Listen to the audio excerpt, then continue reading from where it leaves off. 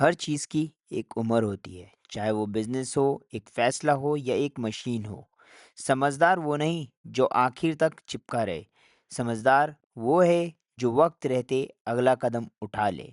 जिद और सब्र में सिर्फ एक पतली सी लकीर होती है। सब्र सपना बचाता है और जिद कभी कभी उन्हें डुबा देती है, और अक्सर यही छोटे फैसले कल की बड़ी कहानी लिखते हैं। So what's up everyone and welcome back. To the all new vlog.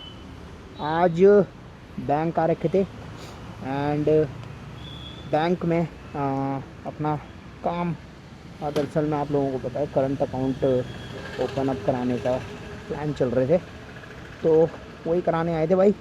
And so आप लोग देख रहे होंगे नई बाइक है कुछ, तो इसका मैं बताता हूँ अभी आपको, रुक जाओ।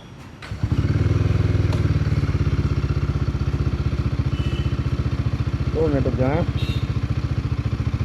दरअसल में मेरे को परचेज़ करनी है कोई भी 350 to 400 सीसी के सेगमेंट में एक बाइक, एंड मुझे ये थोड़ी सी ज़्यादा सही लग रही है बिकॉज 450 इज़ द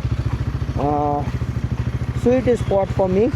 और तो ये प्लान चल रहा था, ट्रायम्फ का प्लान था बहुत समय से, एंड मेरी 350 वाले का ज़्यादा प्लान चल रहा था मेरा, बट इसको देखने के बाद थोड़ा सा मैं इसकी तरफ ज़्यादा लीन हो रहा हूँ।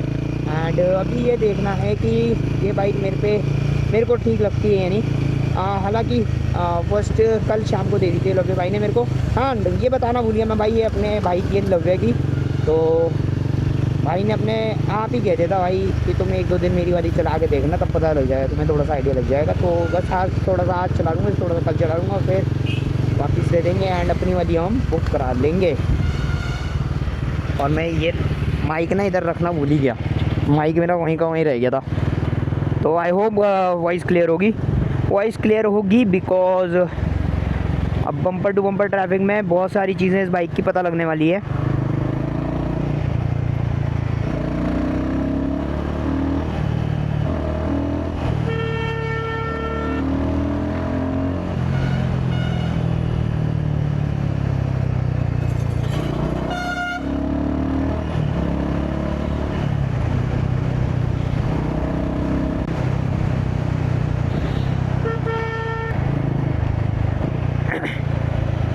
ये बंदा ओवरटेक करने के लिए इधर आया और ओवरटेक ही नहीं कर रहा।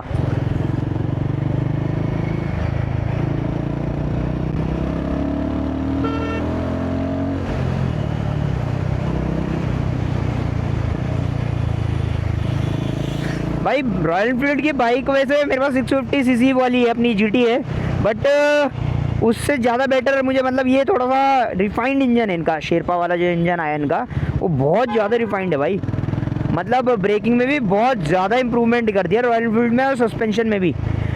रियर सस्पेंशन मुझे थोड़ा सा स्टिफ लग रहा है, but front suspension is awesome यार। हालांकि मैं टेलीस्कोपिक मुझे इस इतने प्राइस रेंज में मुझे ट्रायम्फ जो है वो दे देता अपसाइड डाउन फोक्स, बट इस बाइक में भी it's well enough, it's good enough for me.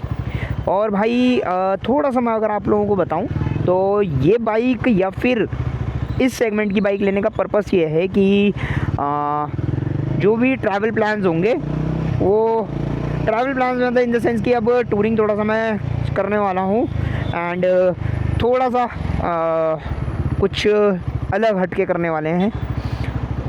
बहुत चुनिंदा लोगों ने क्या है ऐसी चीज़ करने वाले हैं।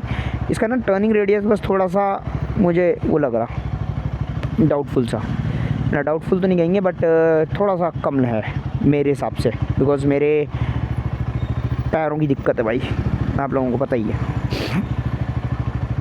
तो बस यही है कुछ। बाइक अभी मुझे ठीक लग रही है भाई अपने हिसाब से, मतलब एंड भाई ने अभी नहीं ली भाई, 1406 किलोमीटर चलाई, और भाई ने खुद अपने मुंह से भाई तारीफ है इस बात की, लव भाई ने अपने मुंह से बोल दी थी भाई मेरी वाली ले जाना, तुम 1-2 दिन चला के देखना, नहीं तो फ्यूलिंग करानी है इसमें यार, फ्यूलिंग करा लेंगे। और बस यही कुछ है भाई। बाइक मुझे अभी तक एज ऑफ नाउ मुझे बढ़िया लग रही है, and it's pretty much good for me. मैं क्योंकि ट्रैवल प्लान कर रहा हूँ, टॉप बॉक्स वगैरह सब लगाऊंगा इस बाइक में जब भी लेंगे हम लेंगे। दरअसल मैं बता देता हूँ 9 अक्टूबर को ये बाइक मोस्ट प्रोबेबली घर आ जाएगी। अभी एक एंटॉर्क भी लेना है भाई, एंड उसके बाद अभी लेना हो एंटॉर्क तो मतलब इसी हफ्ते के अंदर अंदर लेना है, और बाइक भी लेनी है भाई। कितने हमारे वो दिक्कतें चल रही हैं देख रहे हो तुम। और भाई रॉयल एनफील्ड ने गियरिंग में भी बहुत इफेक्ट कर दिया भाई। अब वो वाले गियर नहीं रहे रॉयल एनफील्ड के पहले वाले भाई, बहुत स्मूथ गियर शिफ्ट्स हैं भाई, बहुत ही ज़्यादा मक्खन स्मूथ मतलब। तो कर दिया भाई, royal Enfield is improving day by day. तो कहते हैं ना कि भाई अगर कंपनी इम्प्रूव कर रही है ना तो अच्छा लगता है। अगर इन्होंने अभी भी ये बाइक को पुराने जैसा रखा होता तो मेरा थोड़ा सा डाउटफुल होता। और GT650 को लेने का ये प्लान था कि मतलब ब्रांड रॉयल एनफील्ड की तरफ ना लीन नहीं हो रहा था ड्यूक के बाद, बट GT650 ने मुझे थोड़ा सा लीन कराया कि थोड़ा सा हटके बाइक थी, क्योंकि भाई वो कैफ़े रेसर बाइक्स हर कोई नहीं बना रहा था, मैन्युफैक्चर नहीं कर रहा था, तो उस तरह थोड़ा सा लीन कराया। और अब इस बाइक ने करा दिया लीन, तो पूरा मैं ऐसा लीन हो गया बाइक के साथ में, नहीं भाई मतलब बाइक के लिए। तो ये कुछ है भाई बाइक में। अब अभी की बात करें तो अभी मैं पहले जा रहा हूँ ISBT की तरफ, बिकॉज़ ISBT की तरफ मुझे एक काम है दरअसल। उसके बाद वील बी हेडिंग टूवर्ड्स थोड़ा सा मार्केट का छुटर पुटर का काम है छोटा मोटा, वो निपटाएंगे। एंड उसके बाद वो निपटाने के बाद अपन जाएंगे बैंक। 36 हो गया, 37 हो गया।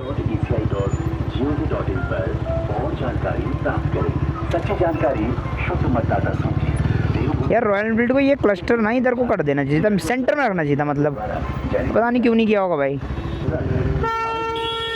एक ये इधर से और ये एक इधर से, बेवकूफ का। हाँ यार कसम से, और जाना इसे 100% उधर होगा देखना। ये देख ये देख ये देख ये देख, बेवकूफ है क्या कुछ, बेवकूफ का बच्चा, बेवकूफ का बच्चा साड़ा। क्या है? बाप पे मत जा। अच्छा तुम्हें पता लग गया बेवकूफी है वो। यार इधर की तरफ से चला है, चलो इधर की तरफ से ही चलते हैं भाई। भाई ने लिखा हुआ कि जलो मत किश्तों पर है, भाई सही लिखा हुआ बिल्कुल, कोई गुड़िया ही बना दे कहीं। तो भाई ने पहले ही अलर्ट कर दिया सबको। सो भाई लोग GMS रोड पर पहुंच गए हैं, और बाइक में अभी तक मुझे पॉजिटिव ही लग रही है अपने लिए, और बस यही कुछ है भाई।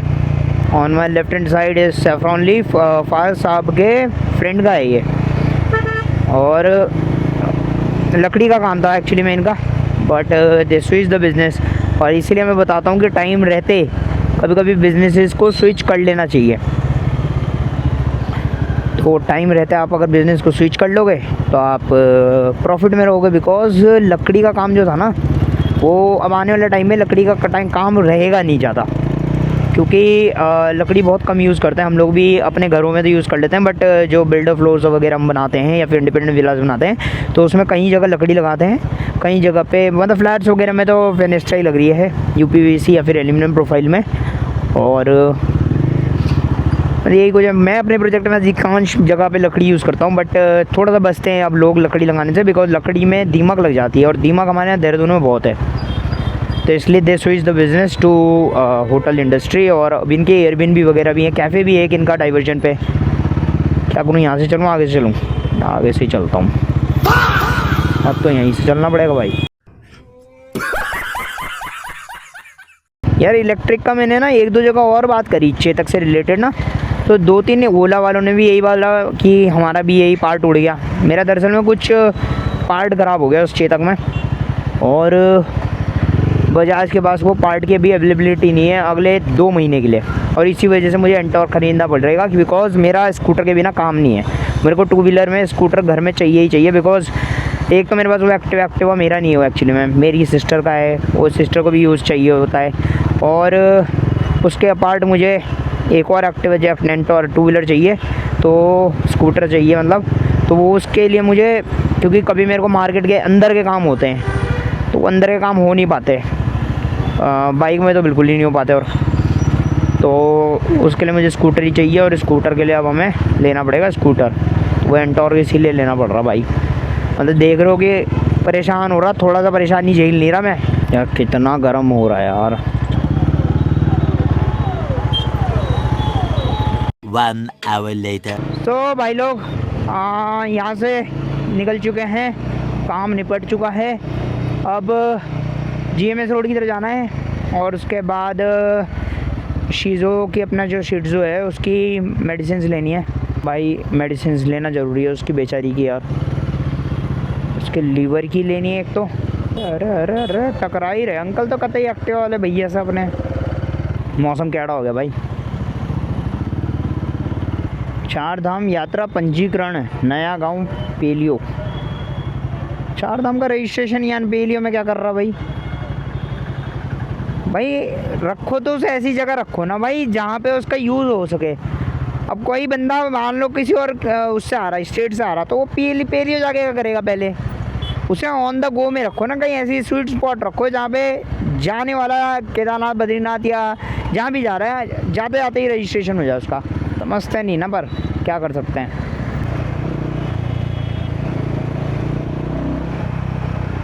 Later that same evening.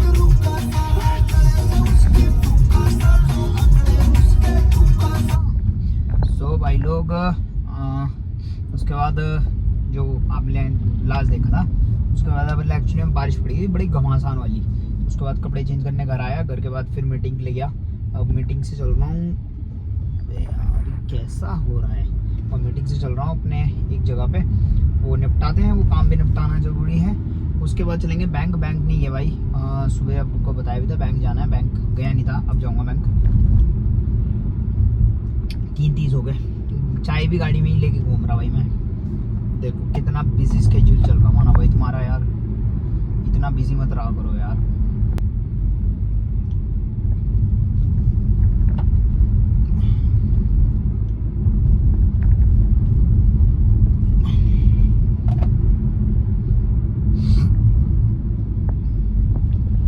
आज बहुत दिनों बाद ना बिल्कुल मैं सीट बिल्कुल नीचे करके चला रहा, सीट हाइट एडजस्टमेंट से ना नीचे करके बिल्कुल नीचे कर रखी मैंने।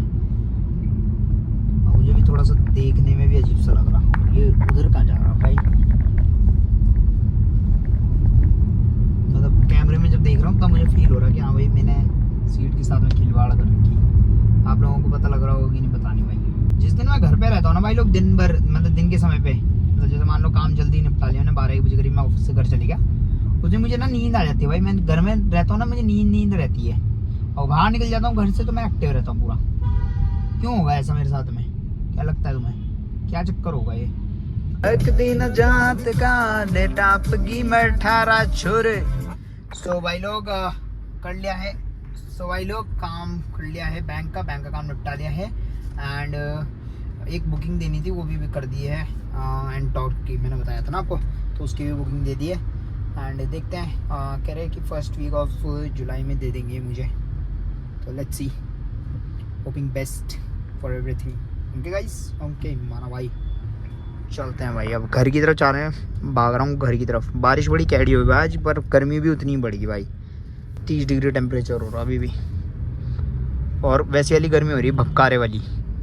वैसे ह्यूमिडिटी तो नहीं कहेंगे, बट भपकारे वाली गर्मी हो रही है जैसे नीचे से, क्योंकि अभी पूरा नीचे तक पहुंचा नहीं पानी, तो वो नीचे तक जो पहुंचेगा पानी जब, तब ठीक हो जाएगा मौसम, तो थोड़ा सा ठंडक आ जाएगी। बट अभी ऐसा वाला हाल हो गया, तवे पे जैसे पानी का छिंटा नहीं मारते और छस करके आवाज भी आती है। कौन है ये लोग, कहाँ से आते हैं ये? वो भी होता है, वही वाला हाल हो रखा, धुआं उठ गया।